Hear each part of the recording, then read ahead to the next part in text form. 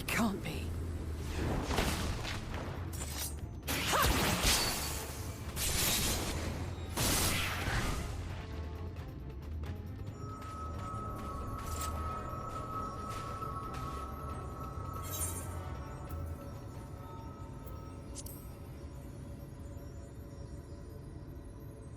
Just a lesser sin eater.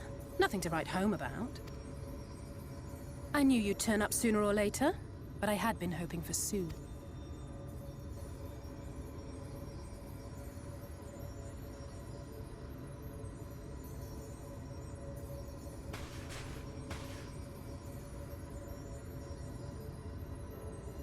How are you?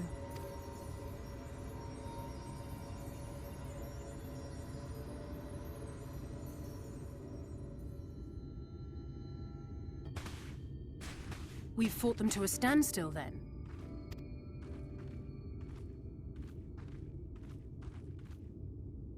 The Exarch did say that the Empire seemed to have drawn back when he last looked in on the source.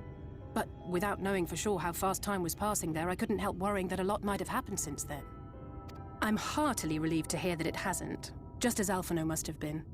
As you can imagine, both he and Urianger were desperate to hear the news from home when I arrived. I haven't actually seen Thancred and Y'shtola yet, but they will have heard all the latest developments from the Exarch by now, or should have at least.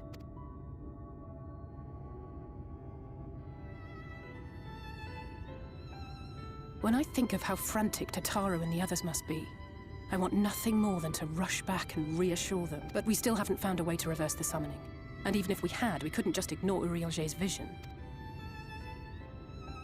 He may use 10 words where 1 would suffice, and they may often obscure as much as they reveal.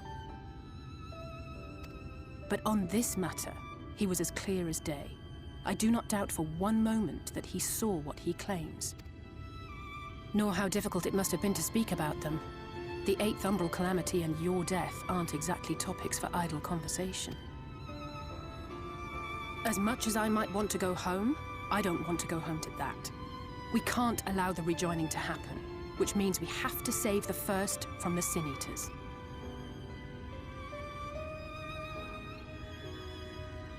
That great wall of white is a remnant of the Flood. 100 years ago, the balance in the First tipped decisively in favor of light. From that moment, it rose and swelled with each passing day, and then, without warning, it burst forth like water from a broken dam. A colossal wave of pure light, drowning everything in its wake. Only Norvrant was spared. For the most part, living things are composed of ether of various different aspects, but when exposed to such a flood, their etheric harmony is shattered, and their natural form breaks down. Then they either perish, or are warped into mindless abominations.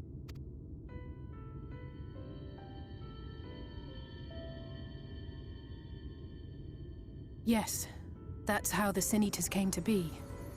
They were once living creatures, or people, that were caught in the path of the Flood. Once the change is wrought, there is no going back.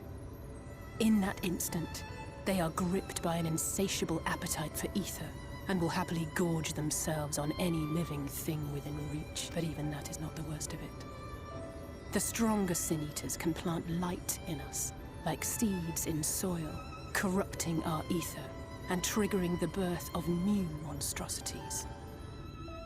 They are creatures of base instinct that exist only to feed and to multiply. They feel no pity, know no remorse, and are utterly deaf to reason. Which is why they must be destroyed. Every last one of them. The infirmary is full of the Sin Eaters' victims, left here to spend their final hours waiting for the change to overtake them. Do you see what lies beyond? That's what the land became after the light flooded in. An empty white nothingness. Life cannot exist in such conditions. The primordial light would wreak havoc on the body's etheric balance.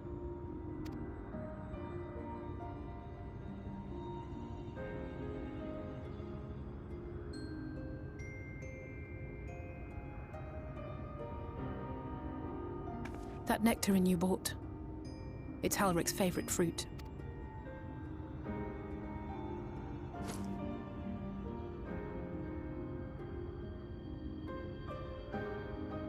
Most of the patients, Halric included, survived the attacks of powerful eaters. But their fate was sealed all the same. The monster's corruption has entered their bodies, and their very essence is being subsumed by light. The twisted state of the world itself just makes matters worse. Under normal circumstances, a person's ether naturally tends to equilibrium. But for these poor souls, the opposite is true. Sooner or later, every single one of them will turn.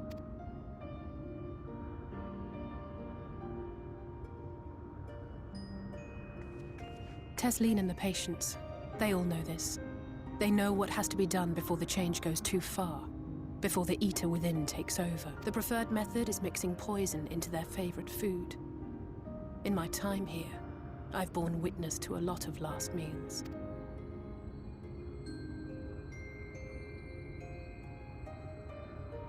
I feel just as helpless as before.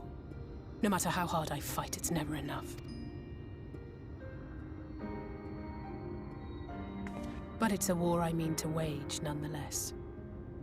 Speaking of wars, do you remember how I made you promise not to leave me and then promptly collapsed? Well, let's just say I had a few choice words for the Exarch concerning the timing of his summons.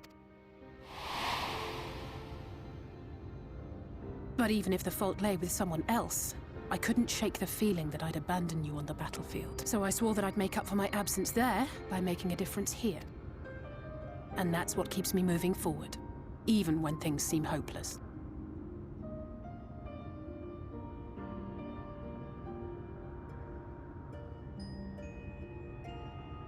On which note, it's time we headed back. The longer we keep Tesleen waiting, the harder this will be for her.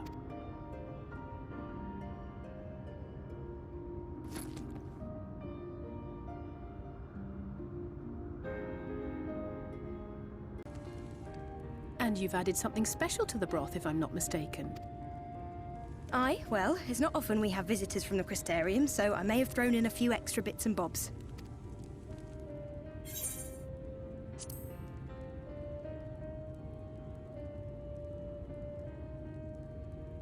Oh, it's not...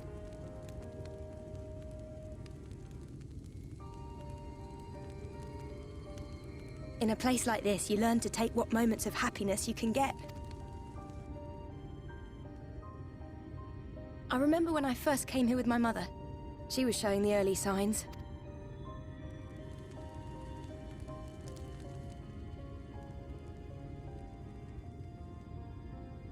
I knew there was no way to save her, but I just couldn't face what needed to be done. That's the way of it for most people. Why they travel from arms to stay here. Beaten, broken souls come to wait out the inevitable, to receive the mercy of a painless death.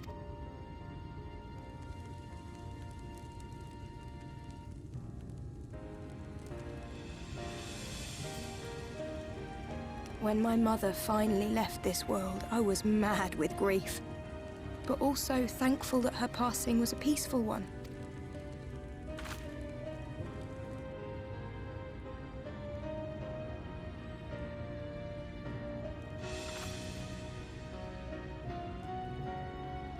It's never easy, ending a life you've cared for, even when you believe they go on to a better place. I often find myself wishing the Warrior of Darkness would come and do that part for me. The Warrior of Darkness? You've never heard the tale? I'm not sure where it began, but every child in Norvrent could tell you a version of it. Warrior of Darkness, servant of death, take care of our souls at our dying breath. Let sinners and eaters of sin go with thee, that all may return to the sunless sea. Well, that's the version I was taught anyway. It's just an old bedtime story. He's certainly never deigned to visit us here. Which is a good thing, surely. He sounds rather ominous. Do you think so? I always liked the idea that he treated every soul the same, even the Sin Eaters.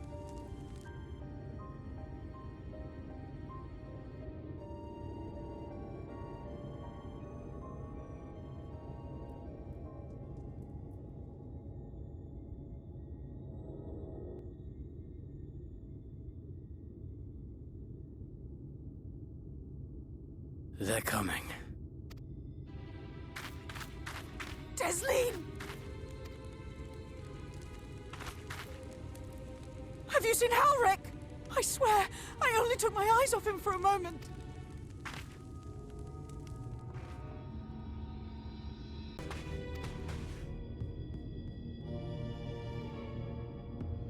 No luck then. But he surely can't have gone far. We should keep looking. The Sin Eaters are out in force, and if we don't find him soon, you can be sure they will.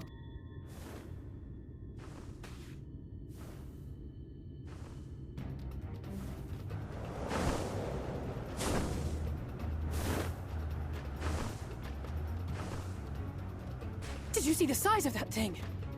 It must be one of the nasty ones. Wherever it's going, it can only mean trouble. After...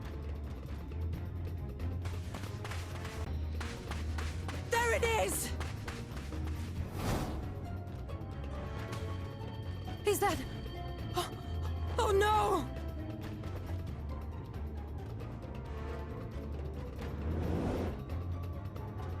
Halric!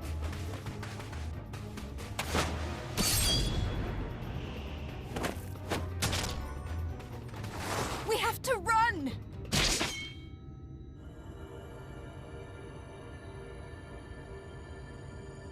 Desleen! No!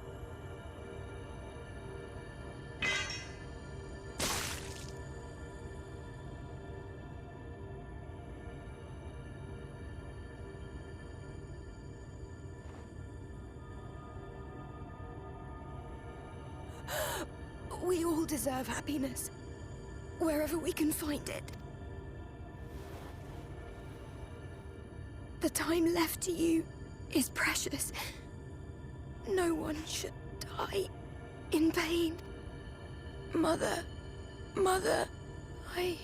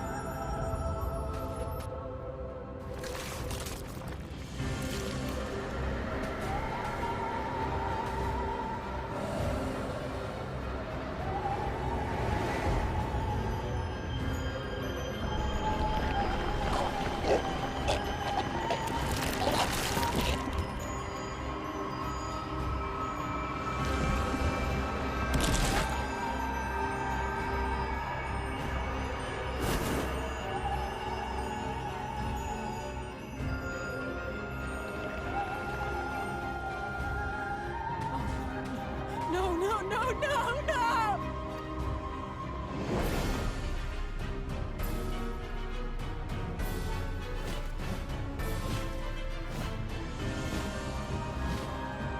Forgive me, Alisae.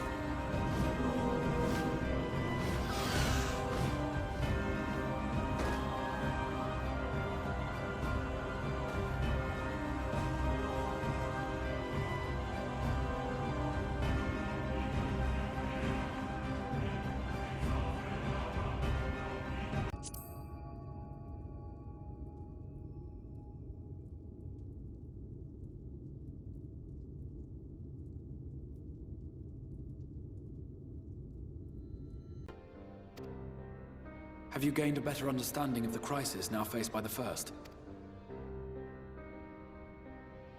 Better is not the word I would use. Some lands may have been spared the flood, but the survivors live only to suffer. There seems no end to the horrors inflicted by the Sin Eaters. Indeed. Those abominations are a calamity in their own right. And I can well imagine how hopeless the task of eradicating them must seem to you. But after countless battles and untold sacrifice, we have identified a potential weakness. Sin Eaters are drawn to serve the strongest of their kind, a class of creature we call Light Wardens. And from what we have been able to ascertain, only a handful of these entities exist.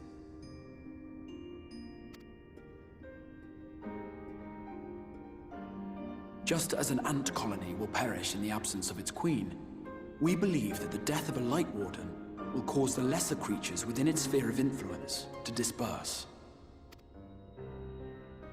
I have a feeling Yulmor might have something to say about any concerted action we take against these monsters. Vorthra's command over the Sin Eaters is integral to Yulmoran society. In seeming to guarantee his people's safety, it guarantees their obedience. He will not take kindly to us depriving him of such useful allies. Agreed. Thus we will need to occupy or otherwise divert his forces whilst we proceed with the business of eliminating the Wardens. Until we have done so, all other considerations must be set aside if we are to forestall the 8th Umbral Calamity.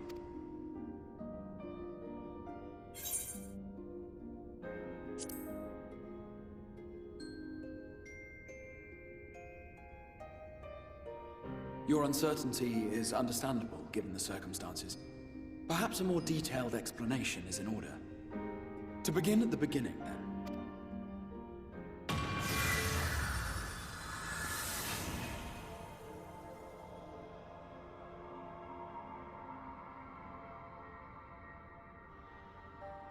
In the ancient past, a single star was divided into 14 worlds. This is the source, your home. These others are the 13 shards, in whose number we find the first. Though physically separate, they retain a connection to each other, and with the source especially. Now, let us assume that a given element in one of the shards attains abnormal ascendancy. Just as water will flow from the highest point to the lowest, the excess energy will begin trickling into the source.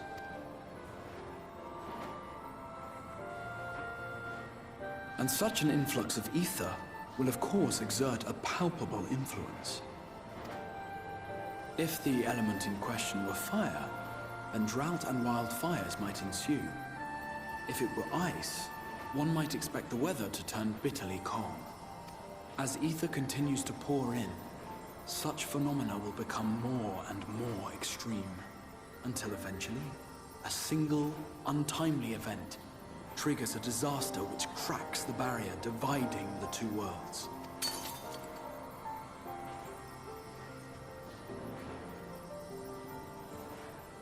What was once a trickle now becomes a deluge, sweeping the shard along to be rejoined with the source.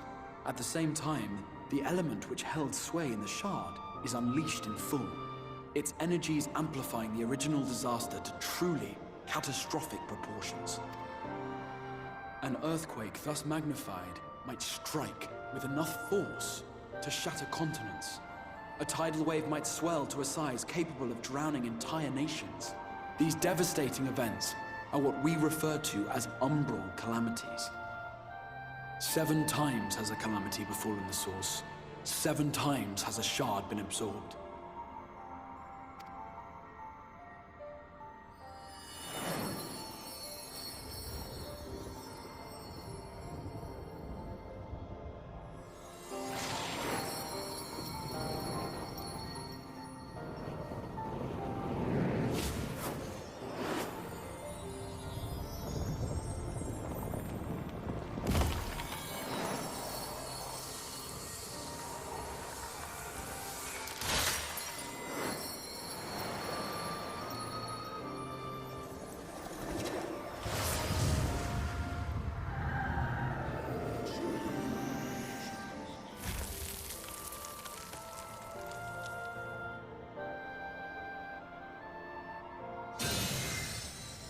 present, the light-drowned realm of the First stands perilously close to meeting the conditions for a rejoining. It is the Sin Eaters who are to blame for the light's continued dominance. In addition to attracting their lesser kin, the Light Wardens I mentioned earlier radiate ether. Even here in the flood-spared region of Norvrant, their influence is strong enough to banish night from the sky. Thus, if we are to restore balance to the First and head off a potential calamity, it is imperative that we put each and every Light Warden to the sword. We've been doing our best to take the fight to the enemy ever since we first heard the Exarch's explanation. Though we have yet to claim any meaningful victories if truth be told. Apart from being confoundingly elusive, the Light Wardens possess a troublesome quality which compelled us to delay our plans until such time as you arrived.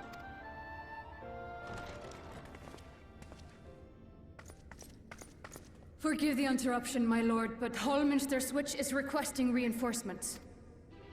They say the Sin Eaters are attacking in force, and the village could soon be overrun.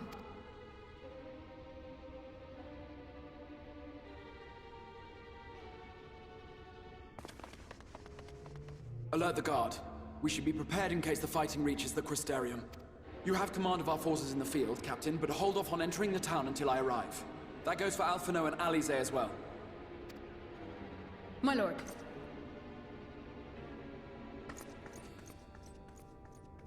Pray, lend us your strength.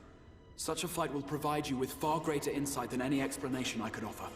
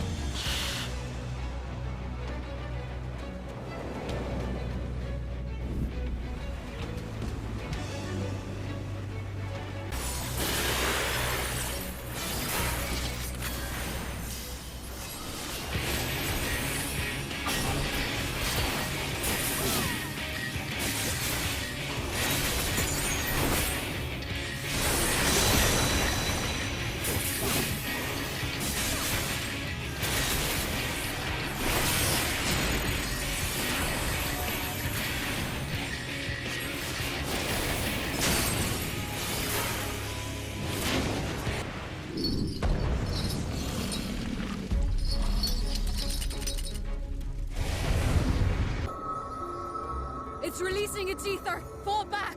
We cannot let it touch us! Quickly, my lord, we must withdraw! That will not be necessary, Captain. Though I appreciate your concern. The eternal light of these creatures has confounded us for nigh on 100 years. For each we have put down, another has risen up in its place, born of the self-same ether relinquished by its predecessor. But now we have a way to contain that corruption.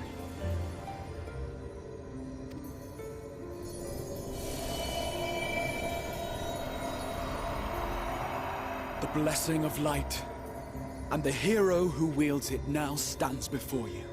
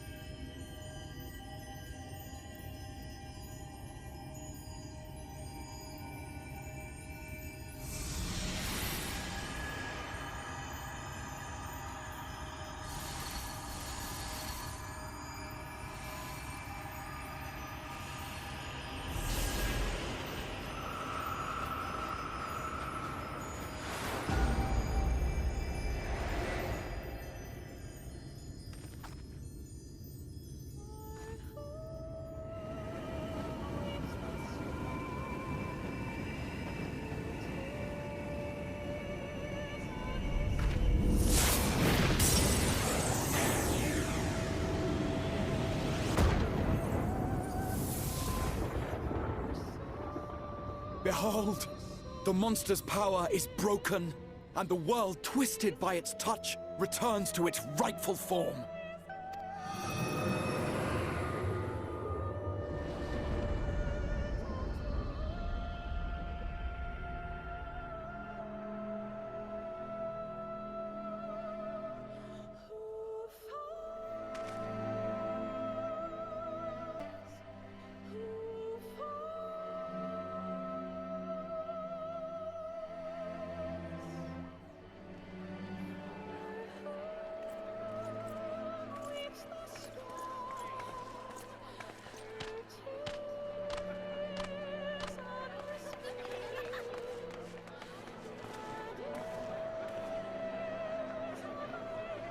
sky. It can't be. What's happening? It's so beautiful.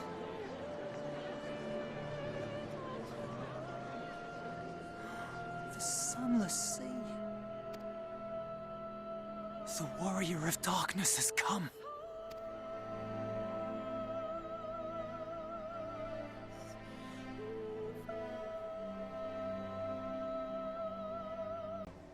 Is that what I think it is? The night sky. As it should be. Who are you people? You killed a warden, then bathed in its ether as if it were a spring shower, and now the sky?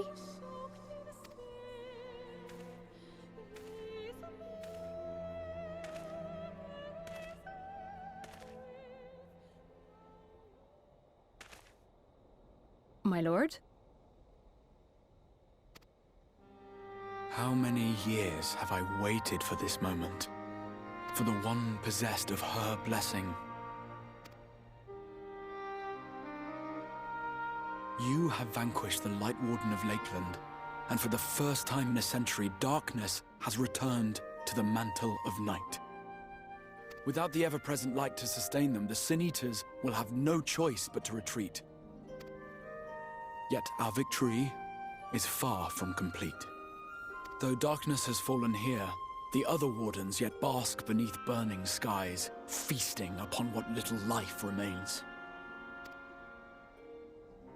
Even should it cost me all I have, I would see each and every one of them slain, that this world might be spared from oblivion. Not only for the first, but for the source as well. Save one, and we save the other.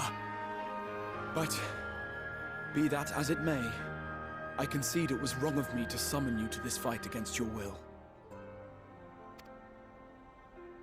I swear, on my life, I will one day atone for that deed, but for the present, I beg you stay and see this fight to its conclusion. Cast down the Wardens, and restore darkness to the first.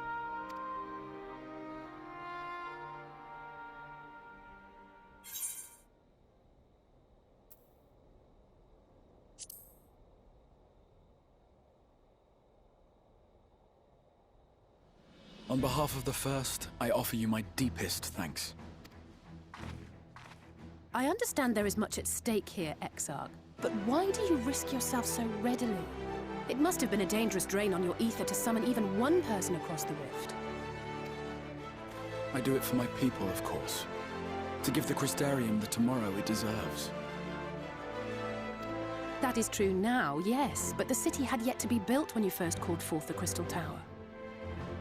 I'm simply curious to know what prompted you to commit yourself so completely to this particular course.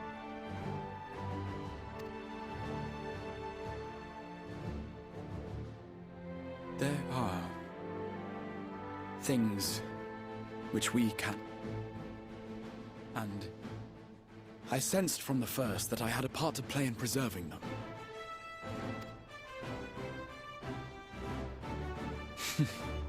Forgive me. I fear the events of the day may have taken their toll. Despite appearances, I am an old man. One burdened with many difficult memories, some too painful to recall. Well then, I'm sorry for pressing you. One which has served us well more often than not. Needless to say, we will continue to fight at your side until the last Sin Eater is defeated. Come then, my warriors of darkness. Let us gather the surviving villagers and make our way back to the Crystarium.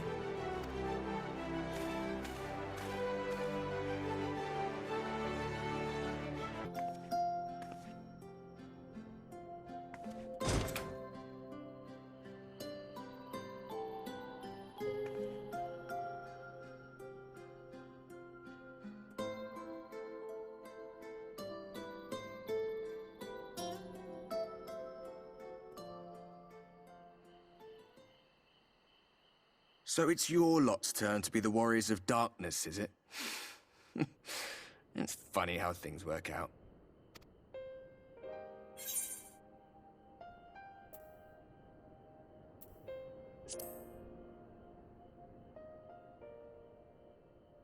Well, I did warn you.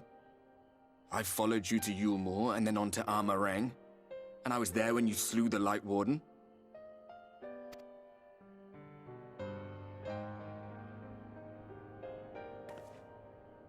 Those white-haired twins who were with you.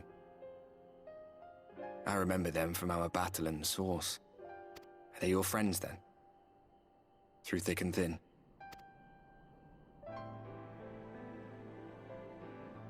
Aye. Then I suggest you keep them close. It's when you charge ahead trying to save someone else that you end up losing those you love.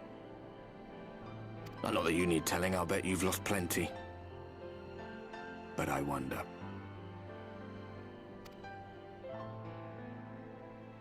I don't remember when it was that I learned regret wasn't worth the bother. You get numb to it all over the years. The lost comrades, the broken promises, the abandoned principles. Just more nagging burdens to ignore.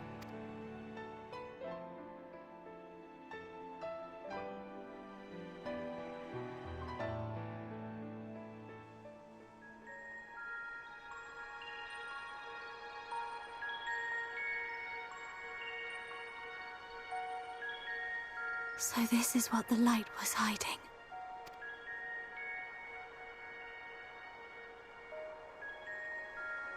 She's here. I must go to her.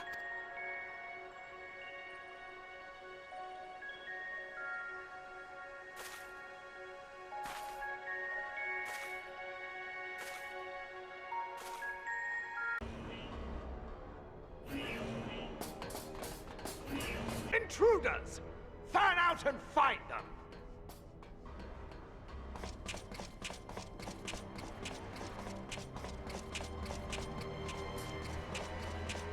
Out of my way!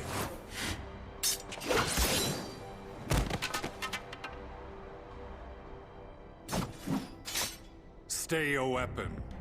We are not your enemy.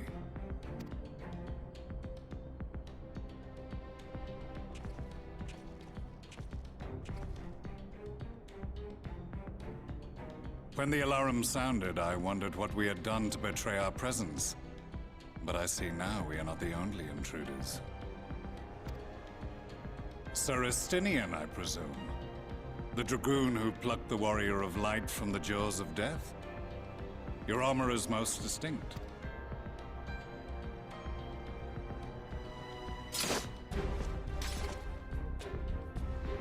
Much as yours once was. But even without it, I see a former legator still has eyes and ears in unexpected places. Van Baelsar, in the flesh. Though I understand you prefer Shadow Hunter. You are in contact with the Scions, I take it.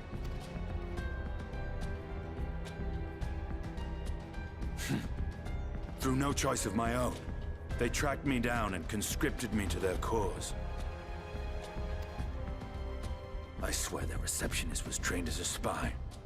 Not that anyone can escape that Baldessian woman once she has caught the scent of your ether.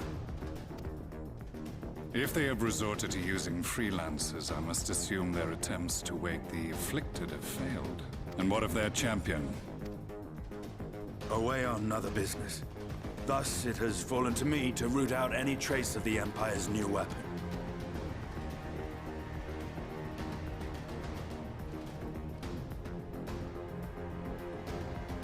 If it is Black Rose you seek, you are too late.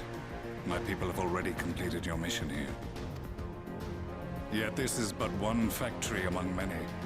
When they caught wind of our efforts, they built additional facilities to ensure production continues unabated.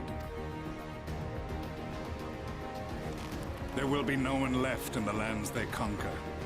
No citizens to conscript. No skills to exploit. Nothing the Empire needs. And they... What What exactly does this Black Rose do? The gas is described as a poison, but its actual effect is more arcane in nature. It was created to disrupt the ether in living beings, to bring the flow of their life energies to a standstill. Inhaling even the tiniest amount will cause all bodily functions to cease, much as a potent venom will stop a man's heart. Released over a city, Black Rose could conceivably kill every inhabitant, and all without damaging a single structure. Search every corner! Rouse the barracks if you have to! I want this facility secured! I have more questions, but now is not the time. Sir Estinian, I have an offer for you, but I will make it only once. Since it would seem we seek the same answers, you are welcome to join us. Ha! From what I hear, you need all the help you can get. In case you don't know, Varys himself confessed that your empire was a creation of the Ascians. I am aware of what his Radiance said at the parley. Thus I would return to the capital, that I might behold the truth of this corruption with my own eyes. My path leads to Garlemald.